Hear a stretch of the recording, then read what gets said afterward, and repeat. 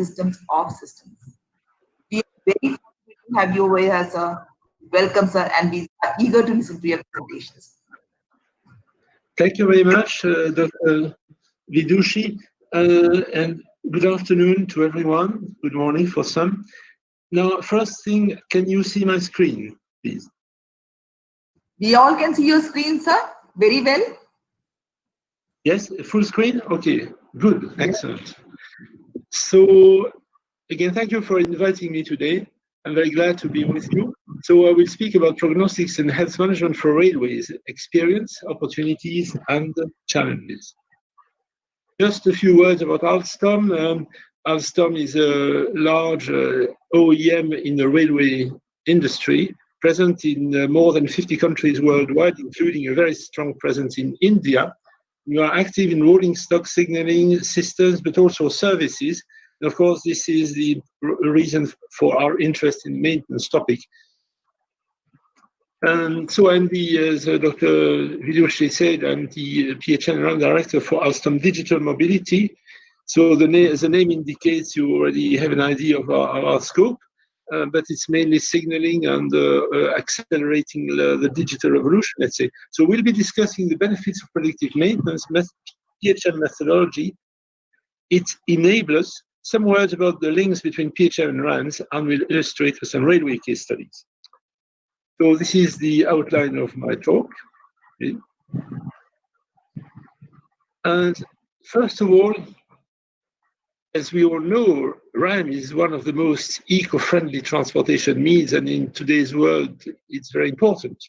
But we are confronted with big challenges, controlling operations and maintenance costs, and also ensuring performance. That means punctuality and availability.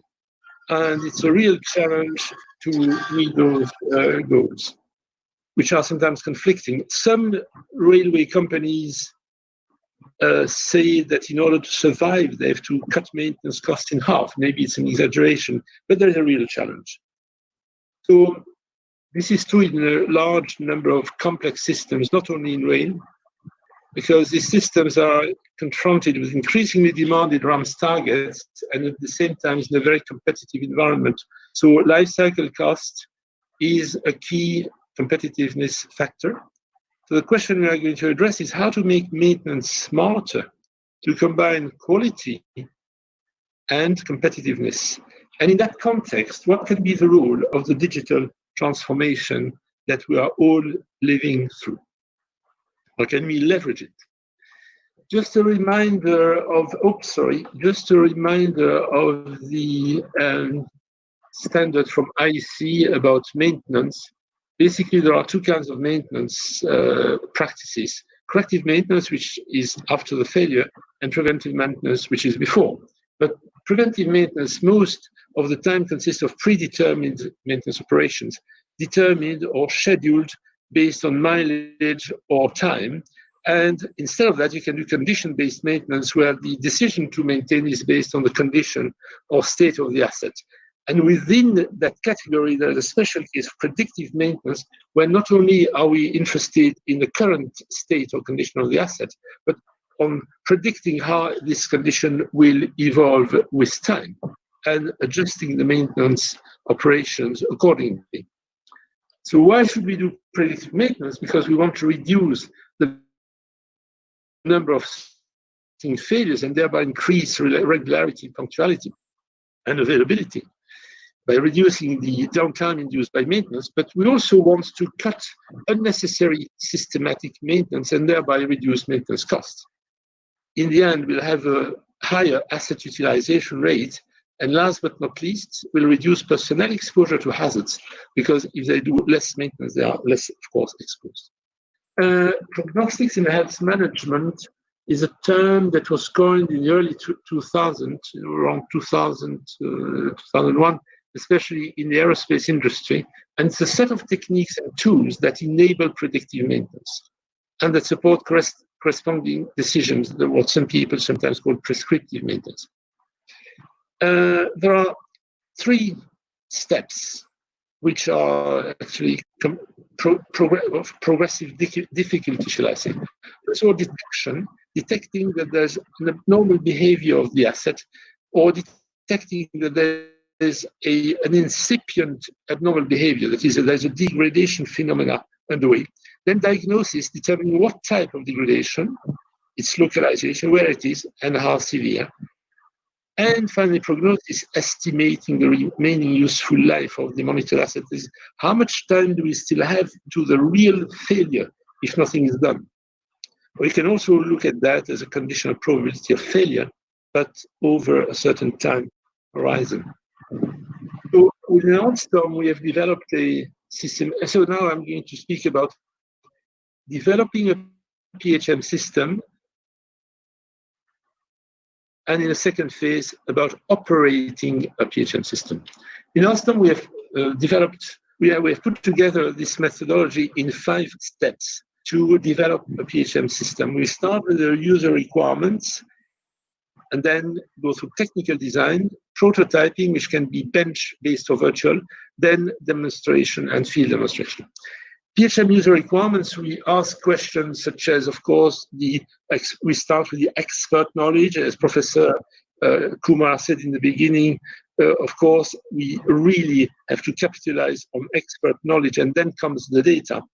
We look at the life cycle cost analysis and the FMEA, which is failure mode and mechanism effect analysis.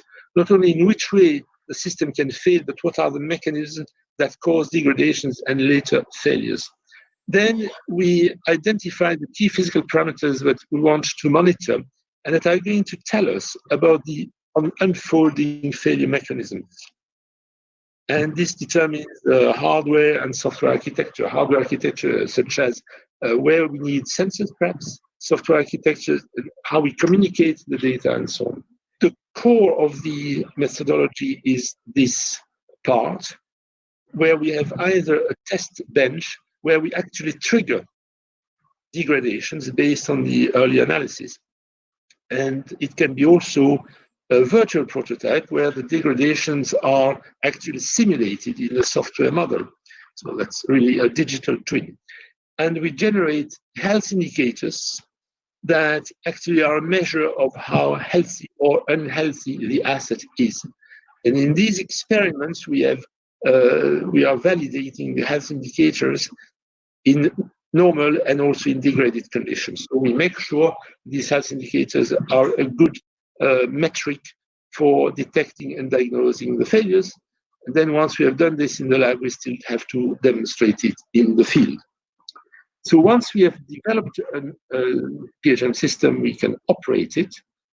And there are several stages, of course, in operations. First of all, acquiring data acquisition. We have to be sure that we know the context, as was emphasized by the previous speakers. Context is extremely important for reliability. And then we pre-process the data. Sometimes the data is not clean, we have to clean it. Then we usually do some signal segmentation, feature extraction, which means a sort of summary of the signal.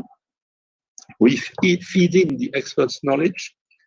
And then state detection consists of deciding whether currently the state is healthy or degraded, whether the degradation is ongoing.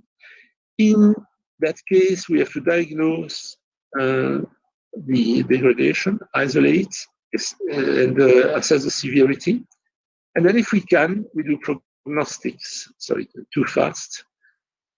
We do prognostics, and we advise the human operator, the maintainer, on the best decision that he or she should take in view of all the knowledge that we have acquired. In other words, we tell him what he should maintain and when.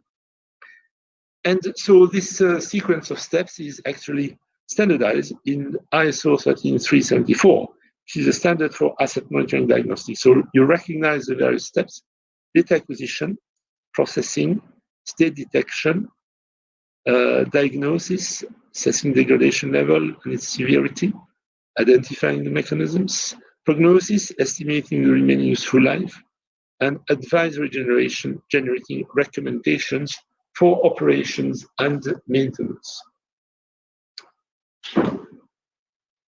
Now, there are, fortunately, some technologies which are actually enablers to this predictive maintenance. And these are, first of all, the ability to capture data in the challenging environments that we know in the railways.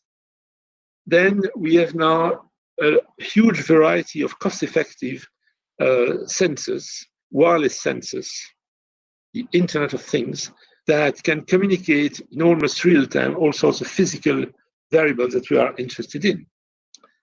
And the connected trains, these variables can be sent from train to ground or in almost real time as well with our communication networks. Then we can store and manage those data and make use of the huge advances in machine learning and more generally artificial intelligence. I will not dwell too much on this, but just to say that AI is something that's been going on since the 1940s. The idea is to attempt to understand and replicate human cognitive functions. It's a very, very wide topic. But the subset we are mainly using is machine learning, the ability for a computer program to perform tasks for which it has not been explicitly programmed. And a subset of that is deep learning, which you never heard a lot mentioned in the media, but it's something it has a very technical definition. It's based on multi-layered neural network, and you can learn feature levels of increasing abstraction without human intervention. Next to that, we have the symbolic AI, which was an avenue that was pursued a lot before and still pursued. But so therefore, if you look at the entire scope of AI, it contains all of this, of which machine learning is a subset, and inside you have deep learning. So we use mainly this. But so just to illustrate, machine learning is the ability for a computer program to perform tasks for which it has not been explicitly programmed. In the traditional approach, you have inputs, you know the models, and the computer generates the outputs. In the machine learning, you have inputs and outputs, and the computer learns the model. So this is something very difficult, but for which algorithms have been in existence for several decades, only they have only been made practical recently through the incredible advances in computer and communications that we have known, in particular in the last 2 decades. So machine learning is good, but you also need expertise, and we combine both. In the 5 stages that I've outlined, we do use machine learning to extract information from data and combine them with expert knowledge to perform detection and diagnostics and prognostics. The virtual prototyping approach is very good because it is software-based, so it is much more flexible than hardware, and it reduces the cost of experiment. Then one thing that we must emphasize, it was emphasized also in reliability, we have to deal with uncertainty. There is uncertainty in the model, there is uncertainty in the measurements, and there's uncertainty in the future load to which the assets are subjected. So we do have to use Monte Carlo simulations and the like. Never give just one word, one figure for instance, remaining useful life, but always a confidence interval. So we start with raw signals. Now the naive approach would be to look at a curve which corresponds to normal operation. Let's say this is a current versus time, for instance, and to ask the expert to define rectangles or gauges around the curve. And if the curve exits those gauges, then an alarm is triggered. But this is naive because you can usually have too many false alarms or too many missed detections. So we replace this naive approach by one where machine learning models generate what we call health indicators. And you can quantify the probability distribution of those health indicators. And then we will have a threshold, but on the health indicators, not on the physical curve. And then we can control more the risk of error.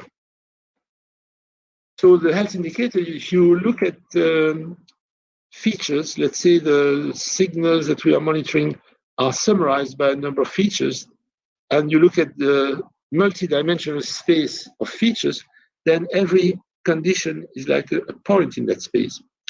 And if the yellow cluster, the green cluster here shows the normal operation of the assets, and an observation is materialized by a blue or red point, then the distance between these observations and the cluster gives you the health indicator, which is basically a distance to health. So the higher the health indicator in our system, the less healthy the asset. So this is a visual way to show the health indicator. So it will be used mainly for detection and diagnostics, but then also for prognostics. And as we showed earlier, the prognostics, what is the prognostics? It's predicting the remaining useful life, in the sense that given a past evolution of the asset condition, materialized here by a health indicator, we are here. And we want to know how much time we still have before a full-fledged failure takes place. So this is the time the maintainer has in order to intervene, in order to avoid the failure. And so there's an uncertainty on that time, and his challenge is to intervene not too early because it would increase maintenance cost, but not too late because then he would not be able to prevent the failure. So just a few words. There have been some very interesting talks on RAM. So just a few words, and this is consistent with what Professor Kumar said before, synergy between PHM and RAM. First of all, the first step in the PHM development is the FMMEA, failure mode and mechanism and effect analysis. And this is typically a RAM exercise, which is going to be the first step for the PHM. Then, once you develop a PHM system, the main benefit is to increase reliability and availability, and of course, that's RAM. So it's obvious that the two are related, but they are different. RAM focuses on populations, and PHM focuses on individuals. For instance, in RAM, you estimate the lifetime as a distribution law for a population with an average mission profile and in context. For PHM, you forecast the date of function loss for one individual asset, the customized mission profile. In RAM, you deal with failure data, which is the dates of those data, discrete data. In PHM, you look at degradation data, so that's continuous parameters. In RAM, you make maintenance decision for a population. For instance, you would estimate the necessary amount of spare parts and the frequency of maintenance intervals. In PHM, you make the maintenance decision for one asset. When do I maintain this asset? In RAM, you deal with global indicators like the MTTF, which has its weaknesses, as reminded by a previous author. Also MRL and mean remaining residual life, the failure rate. And in PHM, you have the remaining useful life and the health indicator. The expectation of the remaining useful life is the mean residual life. And so I think that many of the works that have been going on, let's say a lot of the precious heritage of RAM engineering is useful potentially for PHM. But the two communities are usually separated, and I think there's room for a lot more synergies.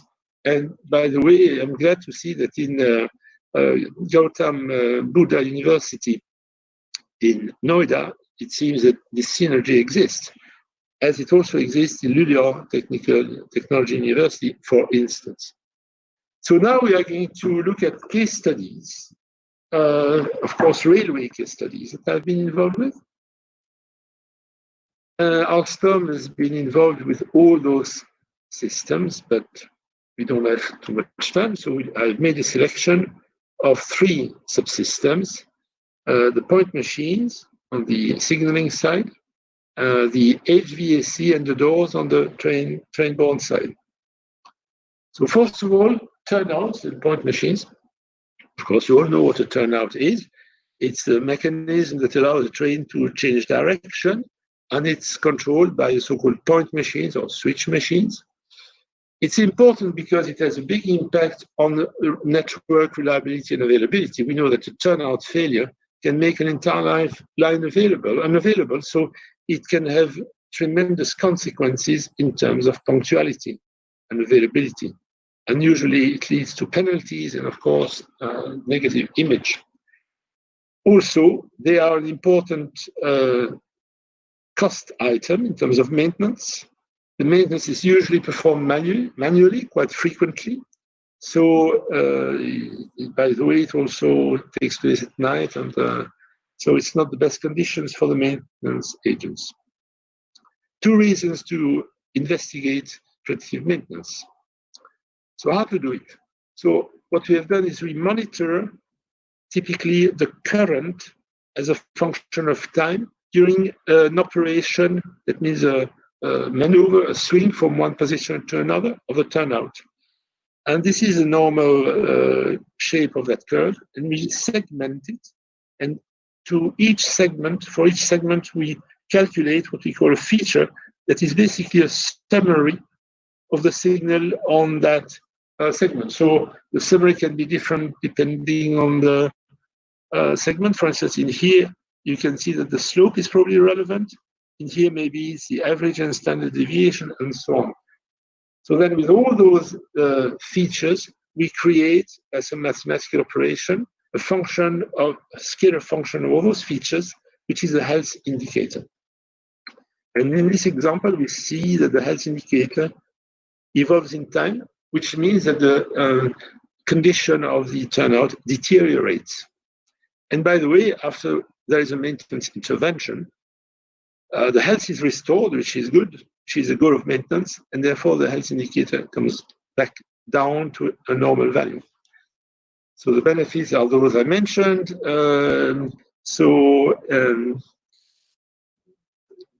By the way, in one example we dealt with, they increased the maintenance frequency from 1 month to 3 months, but the real goal is to do away with systematic maintenance.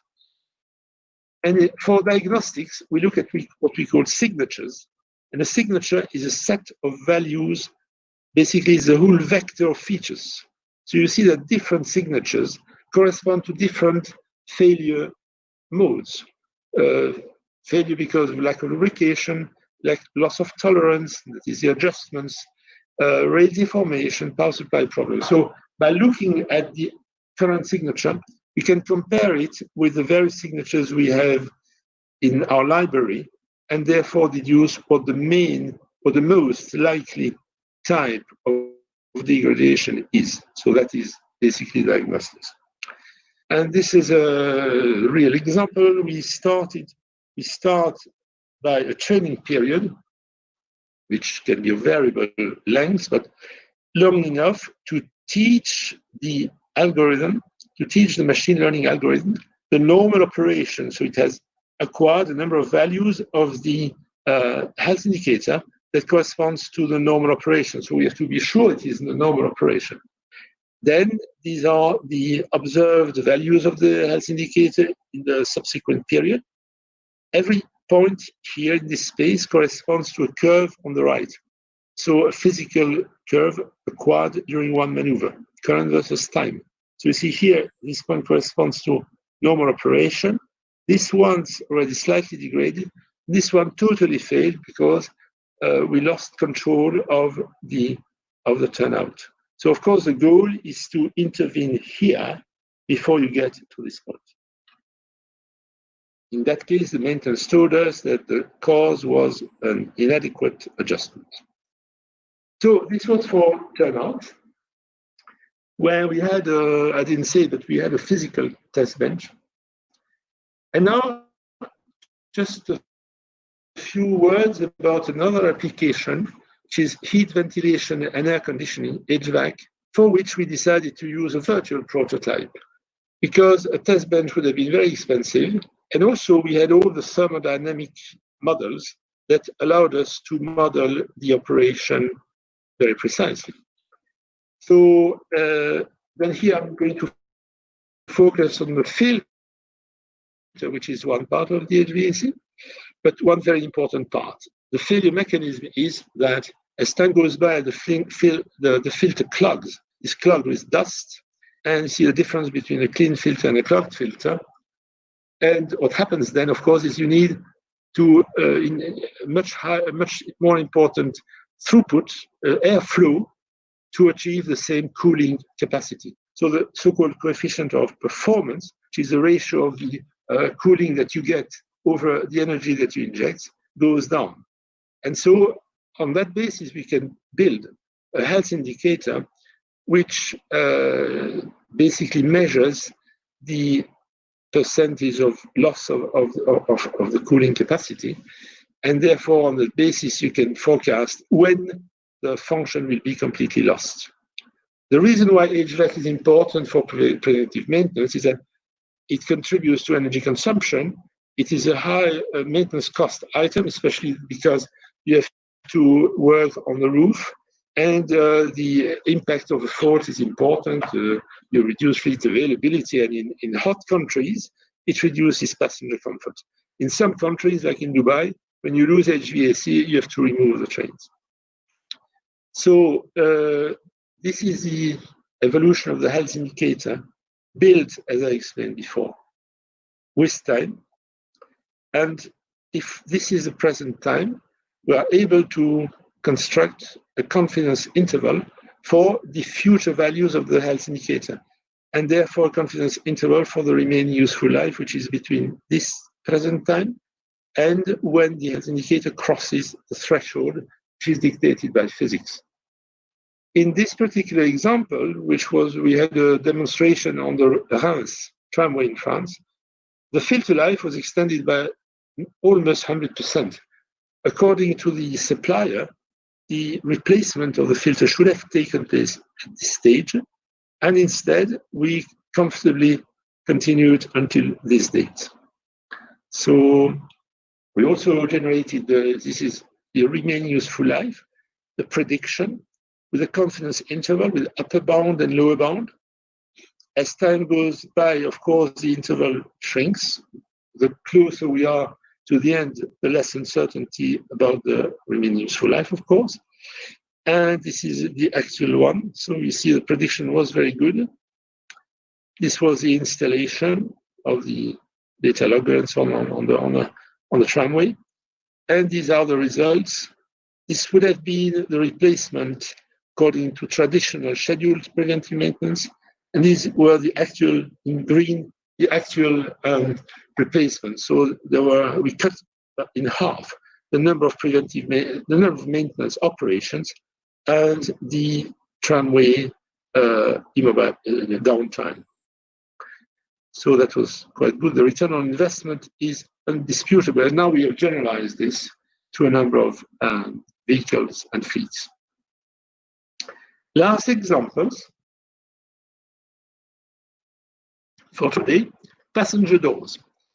Why are passenger doors a subject for preventive maintenance?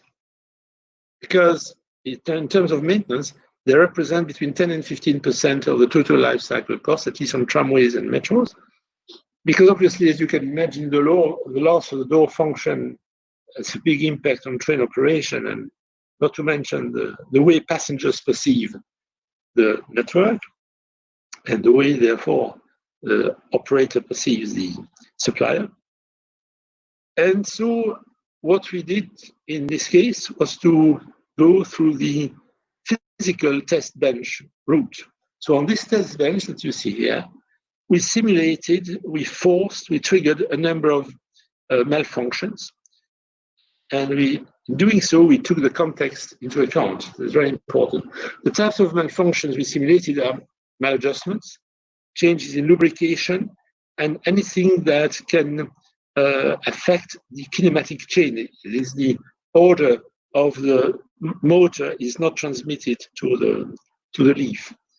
The context is important because, for instance, if there is cant, that is, there is an angle, the train is not completely horizontal, obviously it's easier to open the door, and conversely, in the other direction, it's easier to close it. So if you make the conclusion that there is a problem with opening the door, actually it was because of the cant, it's a wrong conclusion. So the context must be taken into account.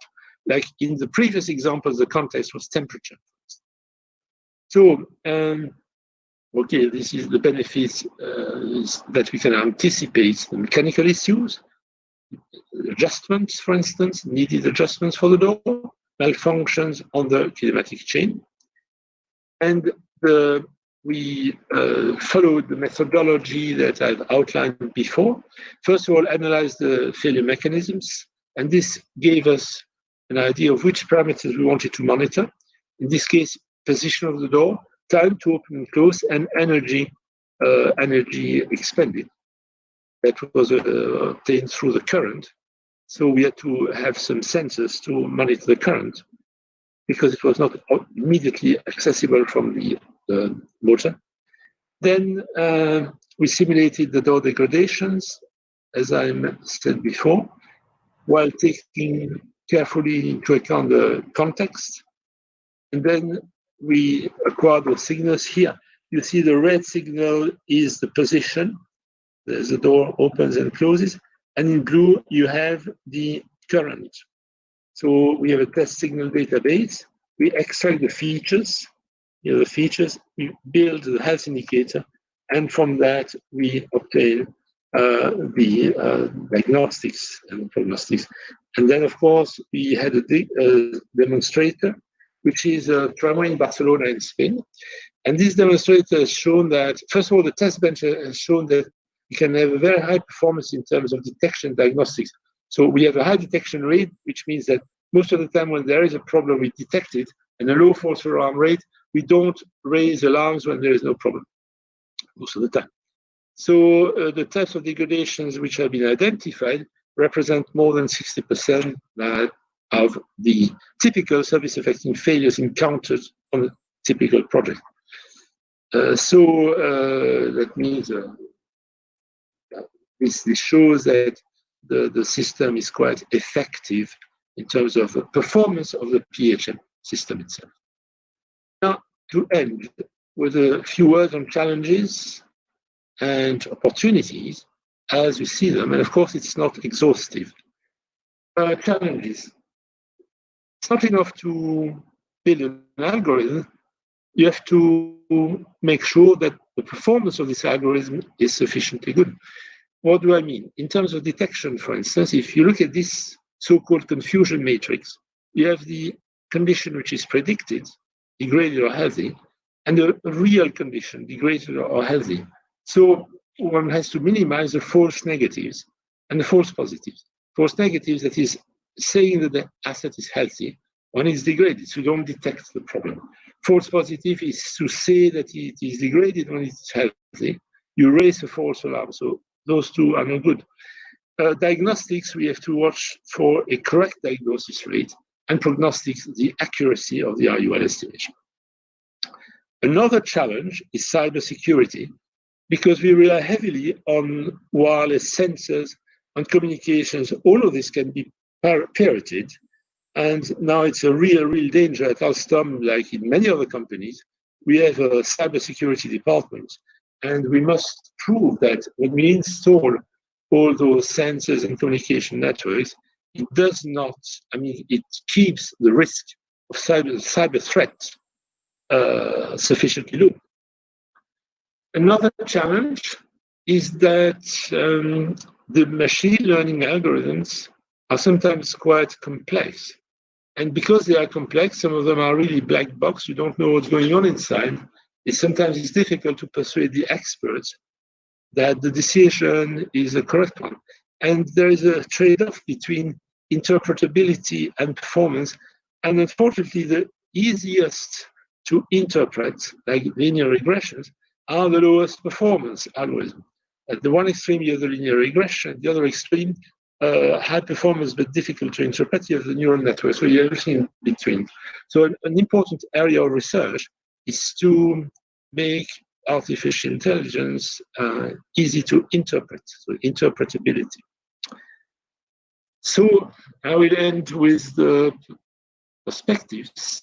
When we started this in 2006, we had a thing called the train tracer, which we still have, which is basically a network with intelligent data loggers, event recorders to monitor the conditions of the train and send alarms, but nothing more. And as we have progressed, Alstom has what we call the health hub, which is a platform with all the PHM algorithms, and we are heading towards prescriptive maintenance and advanced asset management. So the vision is adaptive PHM algorithm that would adapt to the changing environment, to the context, to machine and to the mission profile, so relying even more heavily on machine learning. Dynamic maintenance, that is, once we have all the health indicators and prognostics and so on, making the decisions in more or less real time, but by taking into account the needs of operations, because maintenance is one thing, operations is another. So that relies on machine learning, but also on optimization. Risk-based asset management over the whole life of an asset or a fleet, one is always confronted between the cost of maintenance and the cost of renewals and the risks of service affecting failures if you don't maintain or don't renew. So what is the optimum? Here comes issues of utility decision theory, and always cost-benefit analysis. This is this area. And the vision of the future, the fully resilient system that self-heal when it detects degradations. And so then human intervention is almost no longer necessary. So you have to rely on the full-fledged artificial intelligence, but also control theory, etc.